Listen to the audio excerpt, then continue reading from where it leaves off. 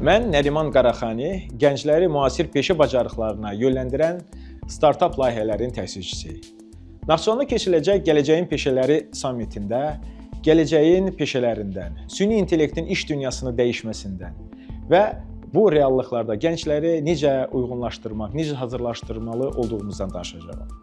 Dünya İqtisadi Forumunun 2025-ci il əmək bazarı haqqında hesabatında deyilir ki, 2030-cu ilə kimi mövcud olan peşələrin 39% tamamilə dəyişəcək. Bu o deməkdir ki, biz hər 5 ildən bir nəsə yeni öyrənməmiz lazımdır. Özümüzü yeniliyə uyğunlaşdırmamız lazımdır. Və bu reallıqda artıq diplom mənasını itirir və burada əsas əhəmiyyətli olan bacarıqlardır. Soft skills dediyimiz fərdi bacarıqlar. Və bu reallıqlarda biz və gənclərimiz bu reallığa necə uyğunlaşmalıyıq? Biz Naxçıvanda məhz bu suallara cavab axtaracağıq. Əgər siz də gələcəyin bir parçası olmaq istəyirsinizsə, Naxçıvanda görüşərik.